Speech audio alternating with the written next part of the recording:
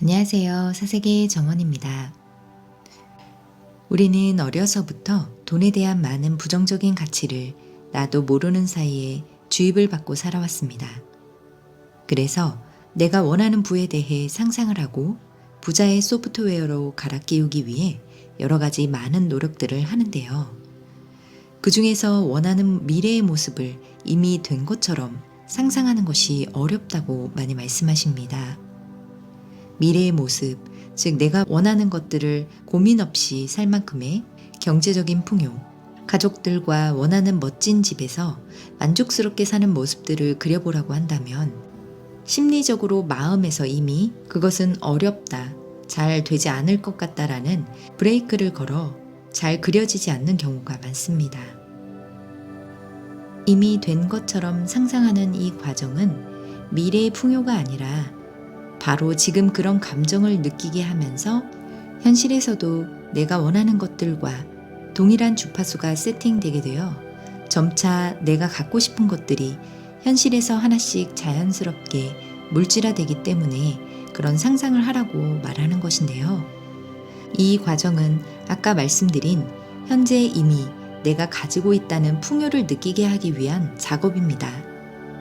그런데 이런 어려운 여러 가지 과정을 정말 간단한 원리 하나로 설명을 해서 전 세계적으로 선풍적인 인기를 얻었던 책이 있는데요.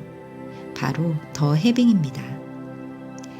이미 가지고 있음에 집중하면 어떤 일들이 일어나는지, 그리고 부를 얼마나 편하게 느끼는지가 왜 중요한지, 기자 출신의 홍주연 작가가 부자들의 구루인 이서윤 작가를 만나 인생이 바뀌는 스토리를 같이 들어보실까요?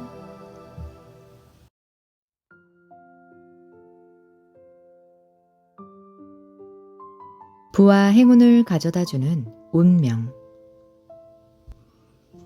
내 40번째 생일이 돌아왔다. 아버지를 떠나보낸 데다 40대가 되고 나니 이 모든 것이 이전과 달라 보였다. 내가 살아온 삶은 누가 봐도 무난함 그 자체였다. 자수성가한 아버지 덕분에 괜찮은 환경에서 교육을 받았고 신문사에서 10년 가까이 기자로 일했다. 미국 펜실베니아 대학에서 경영학 석사를 받은 뒤 지금은 미국계 회사에서 대외 협력 업무를 맡고 있다. 크게 성공한 것도 아니었지만 크게 실패하지 않은 인생이었다. 매달 꼬박꼬박 월급이 들어왔고 직장에서는 적당히 인정도 받았다. 마음이 따뜻한 남자와 결혼해 아들도 하나 두었다.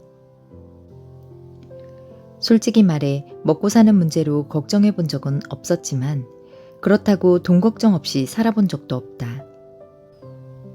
내 생활은 항상 빠듯하기만 했다. 저렴하게 장을 보기 위해 문 닫는 시간에 맞춰 마트에 갔고 아이가 자라면서 필요한 육아용품, 학용품은 몇 시간이 걸려도 최저가를 찾아내곤 했다. 스스로 비싸게 구매하는 건 용납할 수 없었다. 혹시라도 비싸게 샀다는 걸 알게 된다면 쇼핑몰에 영수증을 보내고 전화기에 몇 시간씩 매달려서 반드시 환불을 받아냈다. 아무리 아껴도 월급은 통장을 스치고 지나가는 것만 같았다. 경제적 여유를 누리기는커녕 적자가 아닌 걸 다행으로 여길 뿐이었다. 취재하면서 만난 젊은이들도 나와 같은 마음이었다. 그들도 부자가 되는 방법을 간절하게 알고 싶다고 했다. 부모님께선 늘 같은 말씀이세요. 아끼고 저축하라는 거죠. 하지만 부모님처럼 살고 싶진 않아요. 미래를 위해 지금을 희생하는 삶을 살고 싶지는 않아요. 월급이 나오면 뭐 하나요? 집세에 학자금 대출에 생활비까지 빠져나가면 끝인데요. 결혼해서 아이까지 낳으면 돈이 더 들어가겠죠? 당연히 나를 위해서는 한 푼도 못 쓸 거예요. 집을 사는 거요? 꿈도 못 꿀 일이죠. 갈수록 부자 되는 것이 힘들어진다고 하잖아요. 그런데 실제로 부를 쌓는 사람들이 더 많아 보이는 것 같아요. 그들의 비밀은 뭘까요? 저도 부자가 될 수 있을까요? 누구에게 물어도 돌아오는 것은 절망뿐이었다. 그때 누군가 알려주었다. 답을 아는 이가 있다고. 바로 부자들의 구루였다. 구루의 근황을 알아내기 위해 나는 인터넷을 맹렬하게 검색하고 주변을 탐문했다. 이름은 이서윤. 대단한 부자들이 추종한다는 그녀는 명문대를 졸업한 20대 여성이었다. 부와 행운을 주는 운명으로 할머니에게 낙점된 뒤 사주를 배우기 시작한 것이 7살. 이후 동서양에 전해지는 고전을 스스로 깨우치며 수만 건에 달하는 사례를 직접 분석했다고 한다. 가능하면 나도 빨리 그 답을 듣고 싶어 간신히 이메일 주소를 알아낸 뒤 온 마음을 다해 편지를 썼다. 일주일쯤 지난 뒤 휴대전화에 새 메일 표시가 떠 있는 것이 보였다. 서윤이 보낸 답장이었다. 놀랍고도 기쁜 나머지 나는 그 자리에서 용수철처럼 벌떡 일어났다. 10년 전 서윤과 인터뷰를 위해 만났던 적이 있었는데 그것을 기억하고 언제든 찾아와도 된다는 메일을 보낸 것이었다. 그 문구를 읽자마자 나는 자리를 박차고 일어나 컴퓨터를 켜고 곧장 이탈리아행 티켓을 예약했다. 어떻게 하면 부자가 될 수 있을까요? 서윤은 커피잔을 감싸쥐고 차분하게 향기를 맡은 뒤 은은한 미소를 지으며 커피를 한 모금 마셨다. 그 순간 컵에 그려진 장미가 활짝 피어나는 것 같았다. 커피를 마신 그녀가 고개를 들었다. 나는 숨을 죽였다. 답은 해빙이죠. 서윤이 단어 하나하나에 힘을 주며 리듬감 있게 말했다. 지금 가지고 있음을 느끼는 것, 단어 그대로예요. 혹시 선문선답일까? 스스로 답을 찾을 때까지 상관없는 것처럼 들리는 질문을 따라가야 하는, 맞추기 힘들 정도로 어려운 질문이 나오면 어쩌지? 서윤은 조용히 창밖을 바라보았다. 그녀의 시선을 따라 고개를 돌리자 화려한 벨벳 커튼 뒤로 진한 코발트빛 호수가 보였다. 세상에는 정말 많은 돈이 있답니다.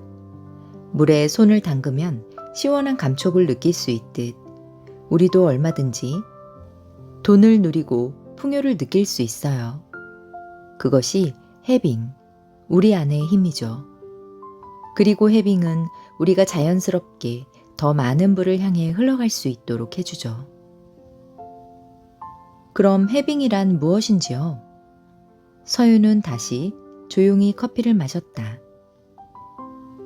잠시의 침묵이 묘한 여운을 남겼다.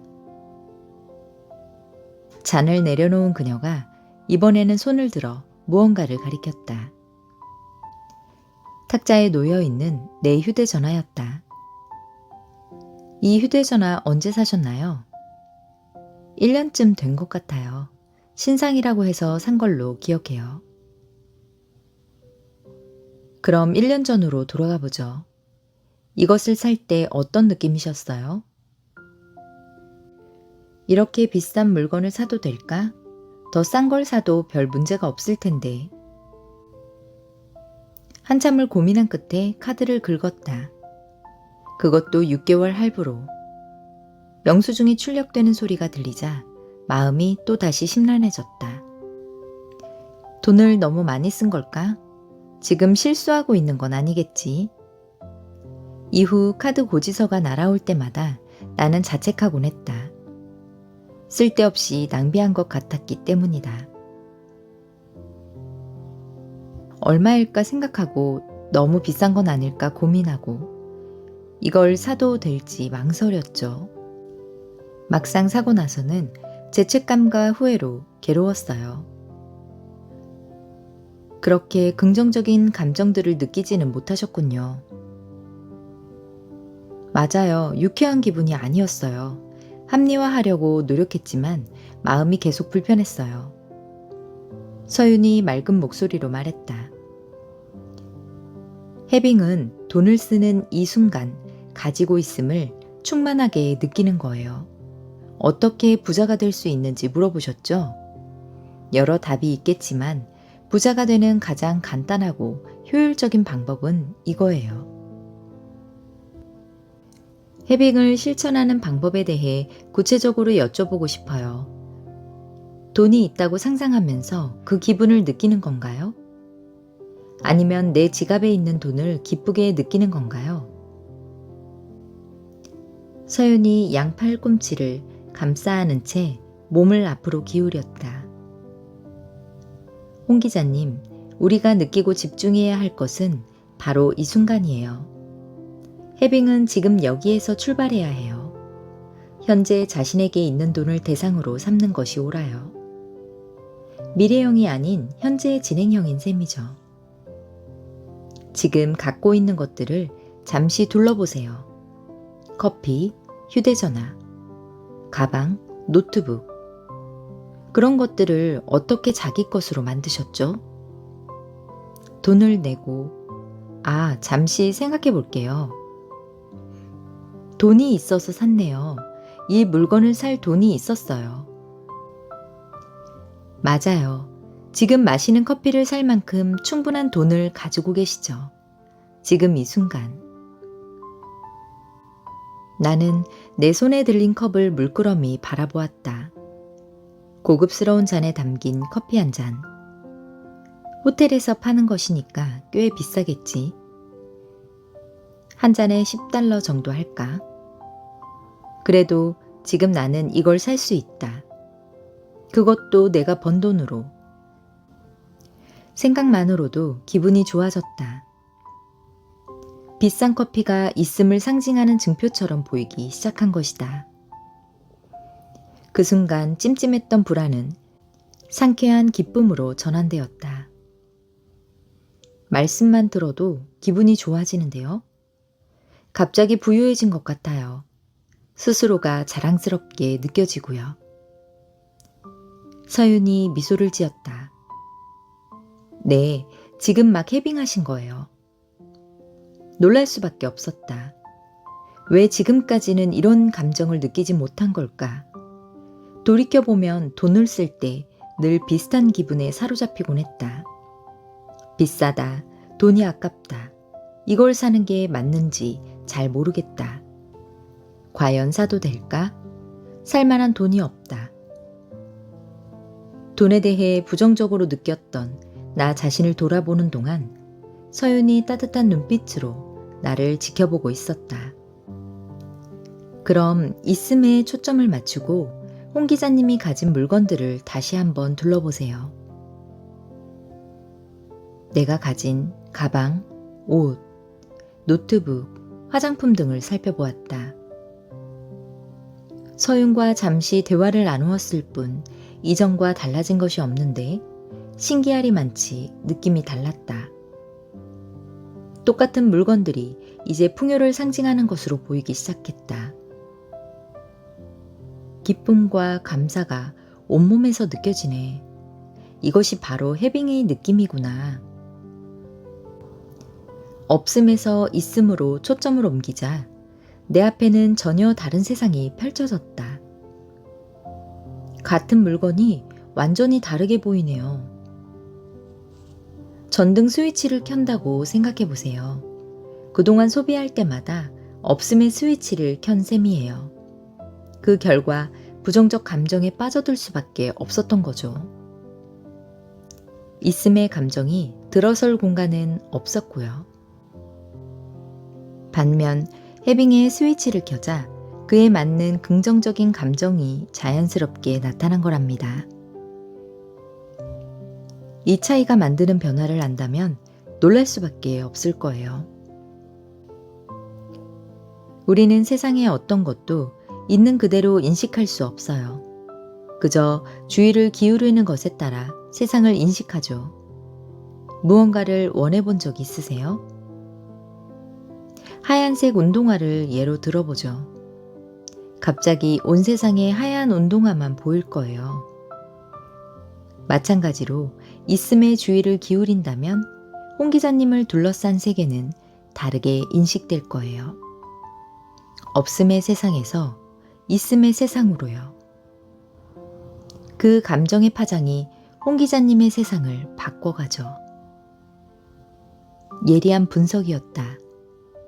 늘 쪼들리는 것처럼 느꼈던 이유가 거기에 있었다. 없음의 렌즈를 통해 세상을 바라본 탓이었다. 생각해보면 나만 그런 것도 아니었다. 직장 동료나 친구들도 늘 같은 불평을 했으니까. 맞벌이로 일하는 동료 하나도 그랬다. 도심에 위치한 아파트에 살면서 두 아이를 사립 유치원에 보내는 그는 누가 봐도 괜찮은 중산층이었다. 그럼에도 그는 늘 돈이 없다고 투덜댔다. 유치원비 내고 베이비시터 월급 주고 세금에 보험료까지 내고 나면 남는 게 하나도 없어. 둘이 벌면 뭐해? 월급은 금세 어디론가 사라지는데. 또 다른 친구의 남편은 돈 많이 벌기로 소문난 변호사였다. 우리는 그녀가 부러워 죽겠는데 막상 그 친구는 불안하단다. 주변에 부자가 너무 많아.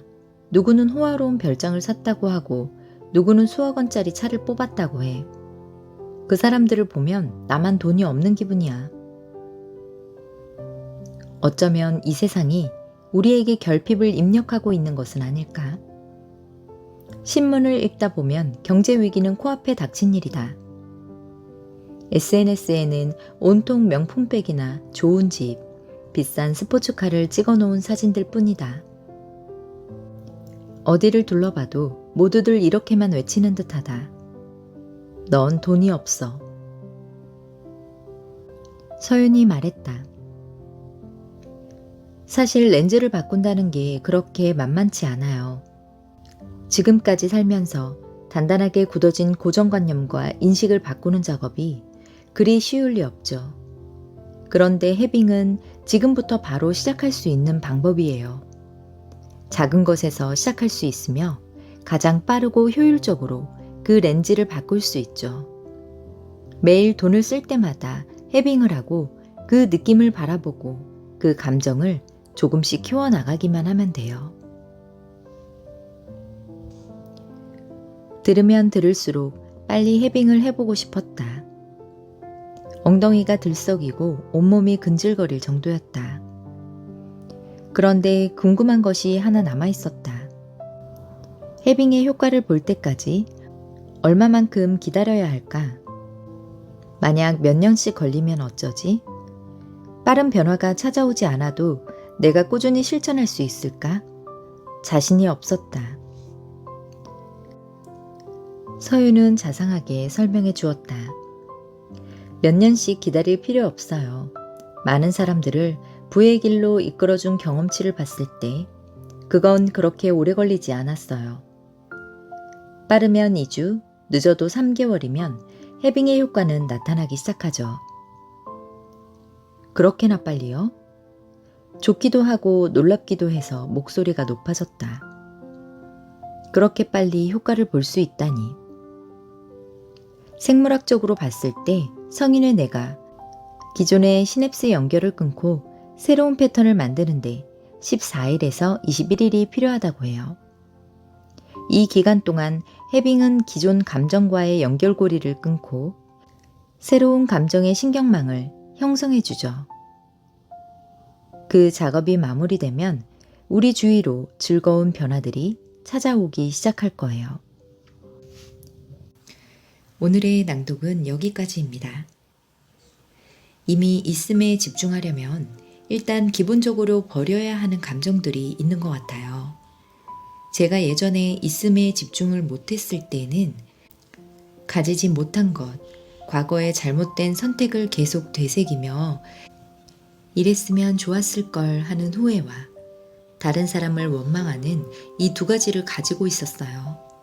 그런데 이 후회와 원망을 지우기 위해 전등을 켜듯이 바로 전환하게 되면서 지금 가진 것들에 집중하고 감사할 수 있었습니다. 그런 감정의 주파수를 가지기 시작하면서 예전보다 돈이 여러 경로를 통해 더 많이 들어오기 시작하더라고요. 이게 너무 신기한 원리인 것 같아요. 여러분도 지금 가지고 있는 주변의 물건들도 내가 돈이 있었기에 살 수 있었고, 이미 가지고 있는 자신을 지속적으로 느끼면 좋은 감정이 유지가 되어 내가 원하는 것들이 나의 주변으로 자연히 자리 잡게 될 것입니다. 오늘도 끝까지 함께 해주셔서 감사합니다. 사색하는 밤 되시기 바라요.